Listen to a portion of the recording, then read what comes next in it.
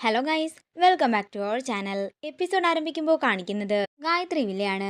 വിശാല് പാറുവിനോട് പറയുകയാണ്, അതെ, ചെയർപേഴ്സൺ ആയതുകൊണ്ട് മാത്രം ഒരു കാര്യവുമില്ല, വല്ലപ്പോഴൊക്കെ ഓഫീസിലും വരണം, ഓഫീസിലെ കാര്യങ്ങളും നോക്കണം. വിശാൽ സാർ, എനിക്കിവിടെ കുറെ ജോലികൾ ചെയ്തു തീർക്കാനുണ്ട്. ഞാൻ അവിടെ വന്നിട്ട് എന്ത് ചെയ്യാനാ? ഞാൻ അവിടുത്തെ കാര്യങ്ങളെല്ലാം പഠിച്ചു വരുന്നതേ ഉള്ളൂ.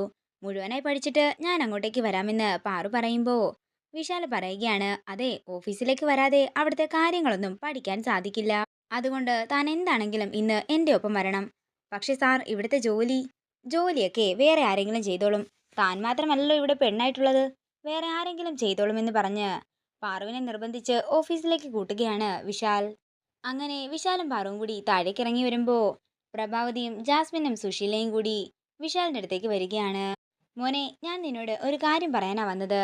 ജാസ്മിന്റെ വിസയൊക്കെ ശരിയായിട്ടുണ്ട്. ആണോ? അത് നല്ല കാര്യം തന്നെ. എപ്പോഴാ പോകുന്നതെന്ന് വിശാൽ ചോദിക്കുമ്പോൾ പ്രഭാവതി പറയുകയാണ്, മോനെ അറിയാവുന്ന കാര്യമാണല്ലോ. പോകാൻ നേരം ഇവളുടെ അക്കൗണ്ടില് 1 കോടി രൂപയെങ്കിലും ഡെപ്പോസിറ്റ് ആയിട്ട് വേണം. ഇവള് പപ്പയുമായിട്ട് അകന്ന് നിൽക്കുന്നത് കൊണ്ട് തന്നെ ഇവക്ക് പപ്പയോട് ചോദിക്കാൻ സാധിക്കില്ല. അപ്പോ മോൻ വേണം അത് കൊടുക്കാൻ. അതിനെന്താ, ഒരു കുഴപ്പവുമില്ല, ഞാൻ കൊടുക്കാമെന്ന് വിശാല് പറയുമ്പോ ഇത് കേട്ട് ഞെട്ടലോടെ നിൽക്കുകയാണ് പാറു. ഇന്ന് ഉച്ചയ്ക്ക് മുമ്പ് തന്നെ ജാസ്മിന്റെ അക്കൗണ്ടിലേക്ക് ഞാൻ ഡെപ്പോസിറ്റ് ചെയ്തേക്കാമെന്ന് വിശാല് പറയുമ്പോ ഇത് കേട്ടുകൊണ്ട് അങ്ങോട്ടേക്ക് ഗാർഗി വരുന്നു. അല്ല, ജാസ്മിന് ബ്രോ എന്തിനാ പൈസ കൊടുക്കുന്നത്? ജാസ്മിൻ ഇപ്പോ സുശീലാന്റി അല്ലേ ദത്തെടുത്തിരിക്കുന്നത്? അപ്പോ സുശീലാന്റി വേണ്ടേ ഇവളുടെ അക്കൗണ്ടിലോട്ട് പൈസ ഇട്ട് കൊടുക്കാൻ? ഇത് കേൾക്കുന്ന ജാസ്മിൻ ഒരു ഞെട്ടലോടെ ഗാർഗിയെ നോക്കുകയാണ്. സുശീലയും ഒന്ന് ഞെട്ടുന്നുണ്ടെങ്കിലും തുടർന്ന് സുശീല പറയുകയാണ്, അതെ ഗാർഗി, ഈ വീട്ടിലെ സ്വത്തുക്കളിൽ ഒരവകാശം എനിക്കുമുള്ളതാ. അപ്പോ എന്റെ ഭാഗത്തുനിന്ന് 1 കോടി രൂപ കൊടുക്കുന്നെന്ന് കരുതിയാ മാത്രം മതി. ഇനി നിനക്ക് കൂടുതൽ സംശയമൊന്നുമില്ലല്ലോ എന്ന് സുശീല ചോദിക്കുമ്പോ, അല്ല, ആറ്റിൽ കളഞ്ഞാലും അളന്ന് കളയണം എന്നാണല്ലോ പറയുന്നത്, അതുകൊണ്ടാ ഞാൻ പറഞ്ഞതെന്ന് ഗാർഗി പറയുന്നു. തുടർന്ന് സുശീല പറയുകയാണ്, വിശാൽ, ഇത് നീ എന്റെ പേരിൽ എഴുതി മാറ്റി വെച്ചാ മതി. അതൊന്നും കുഴപ്പമില്ലാൻഡി. എന്താണെങ്കിലും ഉച്ചയ്ക്ക് തന്നെ പൈസ ഇട്ടേക്കാമെന്ന് പറഞ്ഞ് വിശാലും പാറുവും അവിടെ നിന്നിറങ്ങുന്നു. തുടർന്ന് ജാസ്മിൻ മനസ്സിൽ പറയുകയാണ്, ഇവൾ ഈയിടെയായിട്ട് എനിക്കിട്ട് പാര പണിയുന്നത് അല്പം കൂടുതലാ. അതുകൊണ്ട് ഇവൾക്കിട്ടൊരു പണി കൊടുക്കണം. ഇവള് എന്റെ നേരെ ഒരു വിരൽ പോലും ഇനി അനക്കാനും പാടില്ല. തുടർന്ന് ഗാർഗി അവിടെ നിന്ന് പോകുമ്പോൾ സുശീല പറയുകയാണ്, മോളെ ജാസ്മിൻ, അക്കൗണ്ടിലോട്ട് പണം വരുമ്പോ എന്നോടൊന്ന് പറഞ്ഞേക്കണം. ശരി അമ്മയെന്ന് ജാസ്മിൻ പറയുമ്പോൾ സുശീല മുറിയിലേക്ക് പോകുന്നു. തുടർന്ന് ജാസ്മിൻ ചോദിക്കുകയാണ്, അല്ല പ്രഭാവതി ആന്റി, സുശീലാമ്മയ്ക്ക് എന്താ എന്നെ ഒരു സംശയം പോലെ? എടി, നീയെങ്ങാനും ഇനി ആ 1 കോടി കിട്ടിക്കഴിയുമ്പോ ഇവിടുന്ന് നാട് വിട്ടു പോകുമോ എന്ന് പ്രഭാവതി ചോദിക്കുമ്പോൾ ജാസ്മിൻ പറയുകയാണ്, ഒന്നല്ല 2 കോടി കിട്ടിയാലും ഞാൻ ഇവിടുന്ന് പോകില്ല. ആന്റി എനിക്ക് തന്നൊരു വാക്കുണ്ടല്ലോ, വിശാല് എന്റെ ആയിരിക്കുമെന്ന്. ആ വാക്ക് പാലിക്കാതെ ഈ ജാസ്മിൻ ഇവിടുന്ന് എങ്ങോട്ടേക്കും പോകില്ല. ഇത് കേൾക്കുന്ന പ്രഭാവതി ജാസ്മിനെ കെട്ടിപ്പിടിക്കുകയാണ്. തുടർന്ന് പ്രഭാവതി ഇവിടുന്ന് പോയതിനു ശേഷം ജാസ്മിൻ മനസ്സിൽ പറയുകയാണ്, വിശാലിനെ എനിക്ക് വേണം, വിശാലിനെ ഞാൻ സ്വന്തമാക്കിയിരിക്കും. ആ പാർവതിയും വിശാലിനെയും തമ്മിൽ എങ്ങനെയെങ്കിലും അകറ്റണം. എന്നിട്ട് എന്റെയും വിശാലിന്റെയും കല്യാണം കഴിഞ്ഞിട്ട് തീരുമാനിക്കാം ഇവിടെ നിങ്ങളൊക്കെ വേണോ വേണ്ടയോ എന്ന്. ഇത്രയും പറഞ്ഞ് ചിരിച്ചുകൊണ്ട് നിൽക്കുകയാണ് ജാസ്മിൻ. പിന്നീട് കാണിക്കുന്നത് വിശാലും പാറുവും ഓഫീസിലേക്ക് പോകുന്നതാണ്. പോകുന്ന വഴി മുഴുവൻ ജാസ്മിൻ പണം ചോദിച്ച കാര്യം പാറു ഓർക്കുന്നു. എന്താ പാർവതി, കാറിൽ കയറിയപ്പോ തൊട്ട് ചിന്തയാണല്ലോ. ജാസ്മിന്റെ 1 കോടിയുടെ കാര്യമായിരിക്കും അല്ലേ എന്ന് വിശാല ചോദിക്കുമ്പോ പാറു പറയുകയാണ്, അത് പിന്നെ അമേരിക്കയിലേക്ക് പോകാൻ 1 കോടി രൂപ വേണമെന്നൊന്നും എനിക്കറിയില്ലായിരുന്നു. എന്റെ പാർവതി, നീ അതിനെക്കുറിച്ചൊന്നും ഓർത്ത് ടെൻഷൻ അടിക്കണ്ട. സുശീലാന്റി പറഞ്ഞല്ലോ, സുശീലാന്റിയുടെ പേരില് അത് കണക്ക് കൂട്ടിയാൽ മതിയെന്ന്. പിന്നെ ഒരു പ്രശ്നവുമില്ല. കേൾക്കുന്ന പാറു ചിരിച്ചുകൊണ്ട് വിശാലിനെ നോക്കുകയാണ്.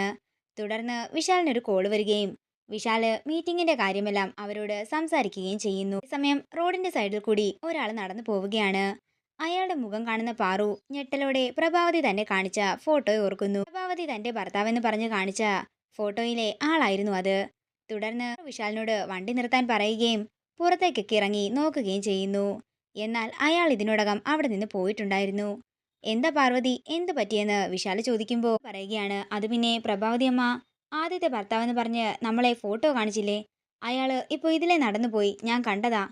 എന്റെ പാർവതി, നിന്റെ ഈ ഭൂതകാലത്തെ പറ്റിയുള്ള ചിന്തയുണ്ടല്ലോ, അതല്പം കുറയ്ക്കണം. പിന്നെ അമ്മ പറഞ്ഞതല്ലേ അമ്മയുടെ ആദ്യത്തെ ഭർത്താവ് മരിച്ചുപോയെന്ന്. പിന്നെ എന്താ, നിനക്ക് അമ്മയെ വിശ്വാസമായില്ലേ? നീ വന്ന് കാറിൽ കയറാൻ നോക്ക്. ഓഫീസിൽ ചെന്നിട്ട് 100 കൂട്ടം ജോലിയുള്ളതാന്ന് പറഞ്ഞ് വിശാല് പാറുവിനെയും കൂട്ടിക്കൊണ്ട് അവിടെ നിന്ന് പോകുന്നു. പിന്നീട് കാണിക്കുന്നത് ഗായത്രി വില്ലയാണ്. വിപിൻ ഒരു ആപ്പിൾ മുറിച്ച് കഴിച്ചുകൊണ്ടിരിക്കുകയായിരുന്നു.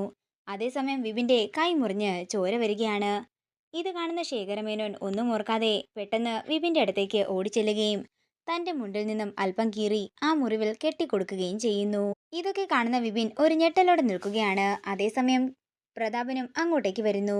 അല്ല, മുത്തശ്ശന്റെ കണ്ണ് കാണില്ലല്ലോ, പിന്നെ മുത്തശ്ശൻ എങ്ങനെയാ കൃത്യമായിട്ട് എന്റെ കൈ മുറിഞ്ഞ കാര്യം അറിഞ്ഞതും കൂടാതെ മുറിവിൽ തന്നെ കൃത്യമായി കെട്ടിയതും? ഇത് കേൾക്കുന്ന ശേഖരൻ ഞെട്ടുന്നുണ്ടെങ്കിലും അത് പിന്നെ മോനെ, എനിക്ക് കാഴ്ചയുണ്ട്, അത് വെച്ചാ ഞാനിതൊക്കെ ചെയ്തത്. കാഴ്ചയില്ലെങ്കിലും നടക്കുന്ന കാര്യങ്ങളെല്ലാം എനിക്ക് അറിയാൻ സാധിക്കുമെന്ന് വിപിനോട് പറയുകയാണ് ശേഖരൻ. അതേസമയം ഇത് കാണുന്ന പ്രതാപൻ ഒരു ഞെട്ടലോടെ നിൽക്കുകയും പ്രഭാവതിയോട് ചെന്ന് കാര്യങ്ങൾ പറയുകയും ചെയ്യുന്നു. ഇത് കേൾക്കുന്ന പ്രഭാവതിയും പറയുകയാണ്, അപ്പോൾ നമ്മൾ അയാളെയും സൂക്ഷിക്കേണ്ടിയിരിക്കുന്നു. അതെ ചേച്ചി, അയാളെയും നമ്മൾ ശ്രദ്ധയോടെ വേണം കൈകാര്യം ചെയ്യാനെന്നും പ്രതാപം പറയുന്നു. പിന്നീട് കാണിക്കുന്നത് ഓഫീസാണ്. ശേഖരമേനോനെ കുറിച്ചുള്ള കാര്യങ്ങൾ വിശാലിനോട് പറയണോ വേണ്ടയോ എന്നുള്ള സംശയത്തിൽ നിൽക്കുകയാണ് പാറു. ഒടുവിൽ നറുക്കിട്ടെടുക്കാൻ തീരുമാനിക്കുകയും വിശാലിനെ കൊണ്ട് എടുപ്പിക്കുകയും ചെയ്യുന്നു. പറയണം എന്നുള്ള കുറിയാണ് പാറുവിന് കിട്ടുന്നത്. എന്റെ ഉദയനുരമേ, ശേഖരമേനോനെ കുറിച്ചുള്ള സത്യങ്ങളെല്ലാം വിശാൽ സാറിനോട് പറയാനുള്ള ധൈര്യം എനിക്ക് തരണേ എന്ന് പാറു പ്രാർത്ഥിക്കുന്നു. പിന്നീട് കാണിക്കുന്നത് ഗായത്രി വില്ലയാണ്. പ്രഭാവതി പ്രതാപനോട് ചോദിക്കുകയാണ്, എന്തായി പ്രതാപ, ശേഖരമേനോനെ കണ്ടെത്താൻ നിന്നെ കൊണ്ട് സാധിച്ചോ? ഇല്ല ചേച്ചി, അയാൾ ഈയിടെയായിട്ട് വിളിക്കുന്നുമില്ലല്ലോ. എന്റെ പ്രതാപ, എനിക്ക് തോന്നുന്നത് അയാള് വേഷം മാറി ഇവിടെ എവിടെയോ നമ്മളെ വീക്ഷിച്ചോണ്ട് ഇരിപ്പുണ്ടെന്നാ. അതുകൊണ്ടാകും നമുക്ക് അയാളെ കണ്ടെത്താൻ സാധിക്കാത്തത്. ഈ വീട്ടിൽ നിന്നും തന്നെ വേണം അന്വേഷണം തുടങ്ങാൻ. ഈ വീട്ടിൽ നിന്നോ? ആരെയാ ചേച്ചി ഉദ്ദേശിക്കുന്നത്? ആ ശേഖരനെയോ? അതെ, ആ ശേഖരനെ തന്നെ. ഇന്ന് തന്നെ അയാളിലുള്ള സംശയം തീർക്കണമെന്നും പ്രഭാവതി പറയുമ്പോൾ എന്തൊക്കെയോ മനസ്സിലുറപ്പിച്ച് നിൽക്കുകയാണ് പ്രതാപൻ. ഇതോടുകൂടി ഇന്നത്തെ എപ്പിസോഡ് ഇവിടെ തീരുകയാണ്. വീഡിയോ ഇഷ്ടമായെങ്കിൽ മറക്കാതെ ലൈക്ക് ചെയ്യുക, ഷെയർ ചെയ്യുക, കമൻറ്റ് ചെയ്യുക. കൂടുതൽ സീരിയൽ അപ്ഡേറ്റ്സിനായി മറക്കാതെ സബ്സ്ക്രൈബ് ചെയ്യുക നയൻസ് ക്രിയേഷൻസ്.